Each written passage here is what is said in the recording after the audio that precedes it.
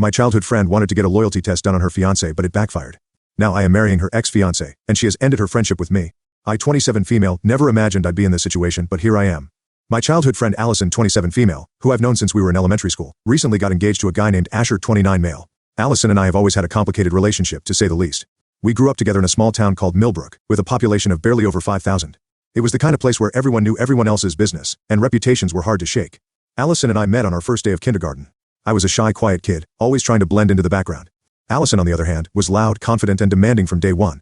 I remember our teacher, Miss Johnson, trying to get us to sit in a circle for story time. While the rest of us obediently found our spots, Allison threw a fit because she wanted to sit next to the window. She screamed and cried until Miss Johnson gave in. That set the tone for our entire childhood. As we grew up, Allison's behavior didn't improve much. In middle school, she was the type of girl who always had to be the center of attention. She'd start rumors about other girls, flirt with guys who were already taken, and throw epic tantrums if she didn't get her way. I lost count of how many times I saw her reduced to tears in the principal's office, only to emerge with a smug smile once she'd gotten what she wanted. Despite her flaws, we remained friends. Partly because we'd known each other for so long, and partly because in a small town like Millbrook, your options for friends were limited. I often found myself making excuses for her behavior, telling myself and others that she didn't really mean to be hurtful, it was just her way. Our friendship was tested numerous times over the years. Like in high school, when Allison decided she wanted to date my crush, Jake. She knew how I felt about him, but that didn't stop her from pursuing him aggressively. When they started dating, she'd make a point of telling me every detail of their relationship, seemingly oblivious to how much it hurt me. Or the time in our senior year when she spread a nasty rumor about our mutual friend Sarah, just because Sarah had been chosen as lead in the school play instead of her. The rumor was so bad that Sarah had to switch schools. I confronted Allison about it, but she just shrugged it off, saying Sarah should have known better than to cross her. Despite all this, I stuck by Allison. Maybe it was out of habit, or maybe I was just too scared to lose the only close friend I'd ever had. Whatever the reason, we remained friends through high school and even went to the same college. College was when Allison's behavior around relationships started to get really intense. She'd always been possessive of her boyfriends, but in college it reached new levels. She'd check their phones when they weren't looking, create fake social media accounts to test them, and even follow them around campus to make sure they weren't talking to other girls. I remember one particularly bad incident with her boyfriend Tom in our sophomore year. Allison convinced herself that Tom was cheating on her with his lab partner. She enlisted me to help her break into his dorm room while he was in class. We searched through all his stuff but found nothing. When Tom found out what we'd done, he was furious. He broke up with Allison on the spot, and I was left feeling guilty and ashamed of my part in it. After college, Allison and I both moved back to Millbrook. I started working at the local library, while Allison took a job at her father's real estate company. Our lives had diverged, but we still hung out regularly, mostly because it was easier than trying to make new friends in our small town. When Allison told me about her engagement to Asher, I was surprised. I'd never met him, and Allison hadn't mentioned dating anyone seriously. She explained that it was an arranged meeting set up by her family. Asher was the elder son of her dad's close friend, and their families thought they'd be a good match. At first, Allison seemed excited about the engagement. She showed me pictures of Asher, gushing about how handsome and successful he was. But then, about 2 weeks ago, she came to me with an unusual request. She wanted me to help her conduct a loyalty test on Asher. I was shocked when she explained what she meant. Allison wanted me to engage in sexting with Asher to see if he would respond. She said she needed to know if he was truly loyal to her before they got married. I was immediately uncomfortable with the idea and told her I didn't think it was a good way to start a relationship. For 2 weeks I tried to delay and deflect, hoping Allison would drop the idea. But she was persistent, calling and texting me constantly, insisting that this was important to her. She even showed up at the library where I work, causing a scene when I tried to avoid the conversation. Finally, worn down by her relentless pressure, I reluctantly agreed. Over the years I've watched her put her boyfriends through similar tests. She'd get her friends or even strangers to flirt with them, create fake online profiles to message them, or set up elaborate scenarios to see if they'd cheat. I remember one particularly awful incident with her ex-boyfriend Mike. Allison convinced her cousin to try and seduce Mike at a family barbecue. The poor guy was so uncomfortable, trying to politely reject her advances while Allison watched from across the yard. When Mike passed the test, Allison was thrilled. But a month later, she broke up with him anyway, saying he was too boring. The guys who passed these tests and proved their loyalty would eventually bore her, and she'd end up leaving them anyway. It was a pattern I'd seen repeated over and over again. I've always found this behavior troubling, but Allison never seemed to see anything wrong with it. She justified by saying she needed to protect herself from getting hurt, but I always felt it was more about control and her own insecurities. So against my better judgment, I agreed to her plan with Asher. She gave me his number, and I started texting him late one night. I felt incredibly uncomfortable as I sent the first flirty message, hoping he wouldn't respond. To my surprise and dismay, Asher started texting back almost immediately. His responses were flirty and suggestive, and as the conversation continued, things got more and more explicit. I tried to give him some leeway, hoping he'd realize it was inappropriate and stop, but he just kept going further. The next day I met with Allison to tell her what had happened. We met at our usual spot, a small cafe on Main Street where we'd been hanging out since high school. As I relayed the details of the conversation, Allison didn't seem surprised at all. In fact, she looked almost triumphant as she declared that her suspicions had been right all along. According to her, Asher had always given off playboy vibes, and now she had proof. Allison then insisted that I come with her to confront Asher. I really didn't want to be involved any further, but she wouldn't take no for an answer. She threatened to tell everyone in town that I had been sexting her fiancé if I didn't come along. Trapped by her manipulation once again, I agreed. We met Asher at the same cafe where Allison and I had just talked. What followed was one of the most uncomfortable experiences of my life. As soon as we sat down, Allison launched into a tirade. She accused Asher of being a pervert and disloyal, saying she could never marry someone like him. She announced that she was breaking off their engagement, her voice getting louder and more aggressive with each word. Other patrons in the cafe started to stare, but Allison didn't seem to care. Throughout all of this, Asher remained surprisingly calm. He sat quietly, his expression neutral as Allison berated him. His composure seemed to infuriate Allison even more, and her behavior became increasingly rude and dramatic. Finally, having said her piece, Allison stormed out of the cafe, dragging me along with her. As we left, I couldn't help but feel a mixture of guilt and relief. Guilt for my part in this mess and relief that it was over. Now, I'm left wondering if I did the right thing by going along with Allison's plan. I've always struggled with standing up to her, often giving in to her demands to keep the peace. But this time I feel like I've crossed a line I can't uncross. I'm also worried about the fallout from this. Knowing Allison, she's not likely to let this go easily. And what about Asher? Even though I don't know him, I can't help but feel bad about the way things turned out. I guess I'm looking for advice on how to handle this situation. Should I reach out to Asher and apologize? Should I try to talk to Allison about her behavior? Or should I just step back and let things play out? I'm at a loss and any input would be appreciated. Update 1.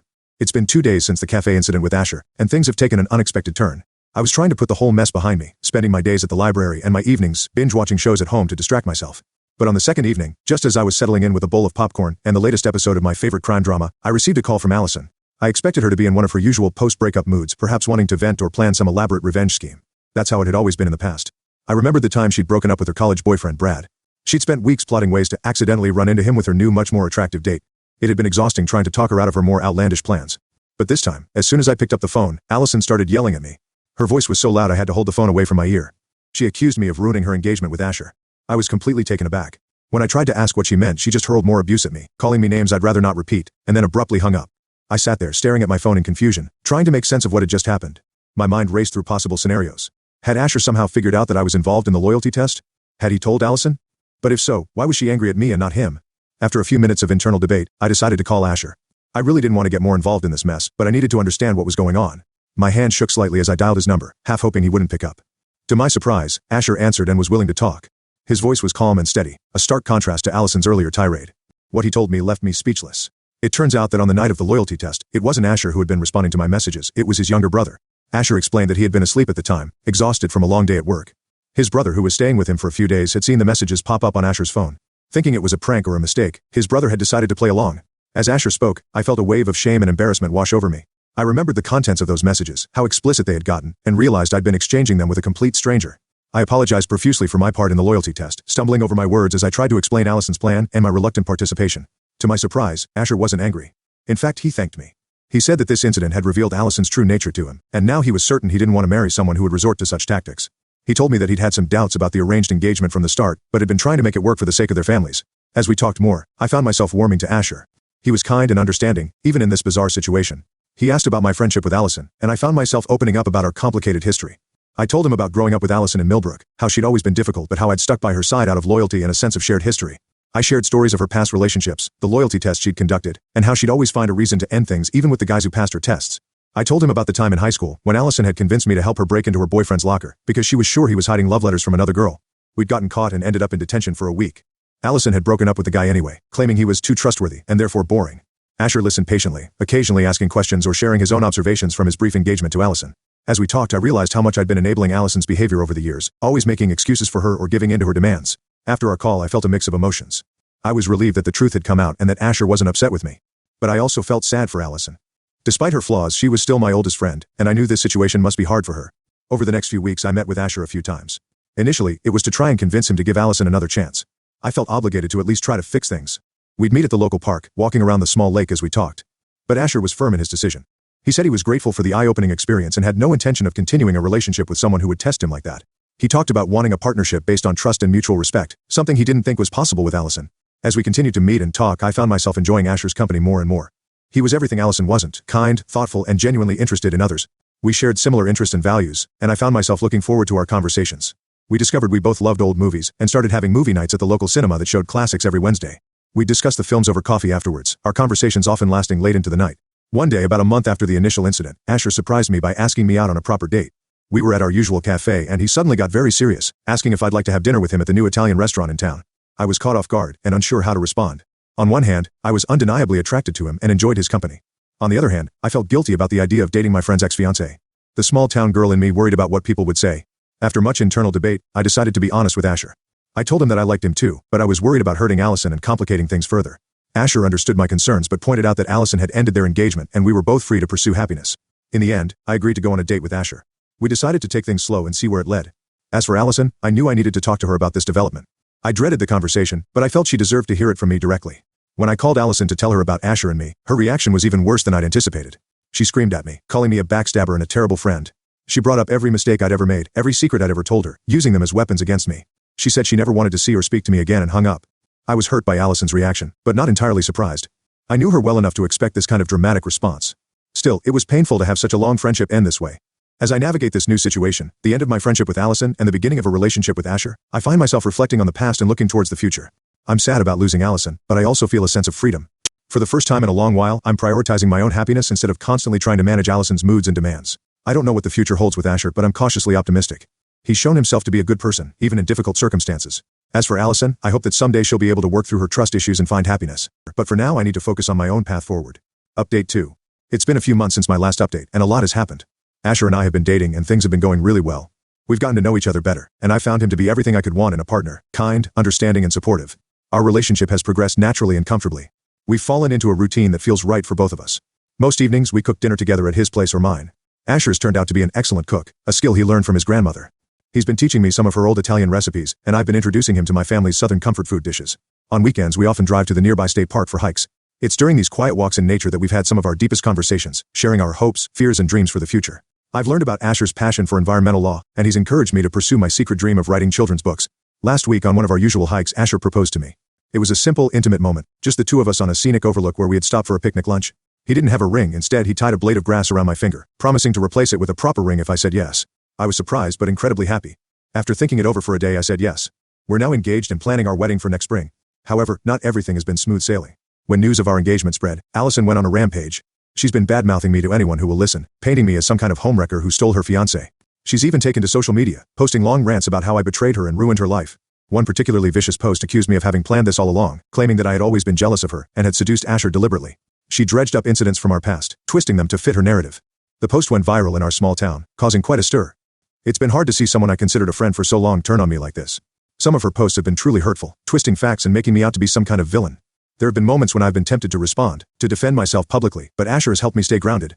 He reminds me that engaging with her accusations will only add fuel to the fire. Thankfully, most of our mutual friends have seen through Allison's dramatics. They know her history of difficult behavior and loyalty tests, and many of them have reached out to offer their support to me and Asher. My old high school friend Sarah, who had to switch schools because of Allison's rumor, even called me to congratulate us and share her own story of moving past Allison's toxicity. Still, the situation has caused some tension in our small town. There are whispers and looks when Asher and I go out together. Some people, particularly those who only know Allison's side of the story, have been less than friendly. The other day at the grocery store, I overheard Mrs. Johnson, my old kindergarten teacher, telling someone how disappointed she was in my behavior. It stung to hear that from someone I had always respected. Planning our wedding has been a mix of joy and stress. We're trying to keep things relatively small and intimate, but even that has its challenges. We've had to be careful about our guest list, knowing that inviting certain people might lead to drama with Allison. We decided to have the ceremony in the next town over to avoid potential disruptions. My parents have been supportive, although my mom did express concern about the situation with Allison. She worries about long-term repercussions in our small community. Asher's family has been wonderful, welcoming me with open arms. His younger brother, the one who actually responded to my messages that night, has become like a little brother to me too. He still teases us about being our inadvertent matchmaker. Despite these difficulties, I'm happier than I've been in a long time. Asher and I have grown closer through all of this, supporting each other and facing these challenges as a team. He's been my rock, always there to listen when I need to vent or to offer a hug when things get overwhelming. As for Allison, I've had to accept that our friendship is over. It's sad to lose someone who was such a big part of my life for so long, but I've come to realize that our friendship wasn't as healthy as I'd always told myself it was. Allison's behavior now is just an extreme version of how she's always acted, manipulative, self-centered, and unwilling to take responsibility for her actions. Looking back, I can see how much energy I spent over the years trying to manage Allison's moods and expectations. It's freeing to no longer feel that responsibility. I'm learning to set better boundaries and to prioritize my own well-being and happiness. Asher and I are looking forward to our future together. We've started talking about our plans after the wedding, where we want to live, our career goals, even the possibility of starting a family someday. We're considering moving to a larger city where Asher can pursue his environmental law career, and I can explore opportunities in children's literature. It's exciting to plan a life with someone who truly respects and supports me. As for Allison, I hope that someday she'll be able to move past this and find happiness. But I've realized that I can't be responsible for her feelings or actions.